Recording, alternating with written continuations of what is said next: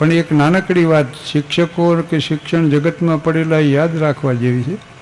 અમેરિકાની એક વાત, બંગલો એક વિશાળ અને એમાં એક દાદા બેઠેલા.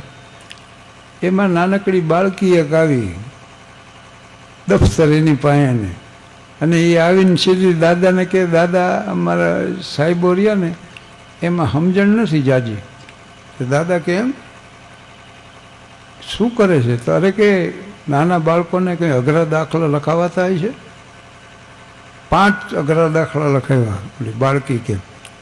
તે દાદા 2 તો મેં ગણી નાખ્યા, પણ આ ત્રીજામાં મને ખબર નથી પડતી. દાદા કે આપણે કોશિશ કરી. આમ વચ્ચે થોડુંક સૂચન કરે કે આમ કર્યું હોય તો. પેલી બેબી કે લે એમ જ કરવાનું હતું. હા હા આવી ગયો, ત્રીજો દાખલો આવી ગયો ને પછી ચોથો આવી ગયો ને 5મો.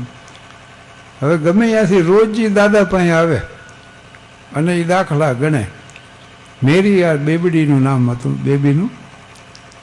તો ઠોઠ હતી હાવ, અને પરીક્ષામાં એને 100માંથી 100 માર્ક આવ્યા.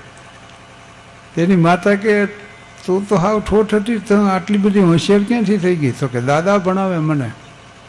અરે પણ કોણ દાદા? તો કે દાદા અમારા હેડમાસ્ટરથી ને જાજુ જાણે છે કે એને દાદા સિવાય કાંઈ ખબર નહીં. મોટા બંગલામાં રહે. એની માતા કે લઈ જા મને. એટલે એને માતા એ બંગલા પાસે જઈને ઊભી રહીને નેમ પ્લેટમાં નામ વાંચ્યું, પણ એની મા સ્તબ્ધ થઈ ગયો. એમાં લખેલું આલ્બર્ટ આઇન્સ્ટાઈન. અને બીજી બહુ સંકોચારે એની મા દીકરી હારે પ્રવેશ કર્યો. આલ્બર્ટ આઇન્સ્ટાઈને કે માફ કરજો સાહેબ, અમારી દીકરીને શું ખબર પડે આપણો સમય કેટલો કિંમતી હોય, હવે આપણને હેરાન કરવા નહીં આવે. તો આલ્બર્ટ આઇન્સ્ટાઈને કીધું કે ના, એને મોકલજો, મને એની પાસેથી ઘણું જાણવા મળે.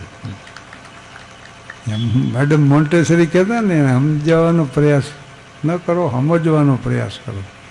તો આ છે મહત્ત્વની વાત. એક બાળકે એની માને કીધું, mother what is the meaning of idiot? Idiot શબ્દનો અર્થ શું થાય? તો કે why do you ask this question to me my son? તો મને શું કામ આમ પૂછે? તો કે today the teacher told me idiot. મને આજ શિક્ષકે ઇડિયટ કીધું, અને ભાઈ ધક્કા ધો થઈને ગઈ બાઈ.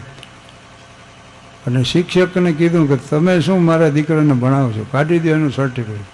નથી ભણાવો તમારી સ્કૂલમાં, હું એને ભણાવીશ અને દેખાડીશ કે શું છે મારા દીકરામાં.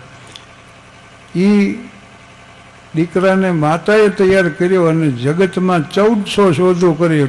આ થોમસ આલ્વા એડિસનની વાત છે. આ જળાહારા દેખાય છે ને એના પ્રતાપે.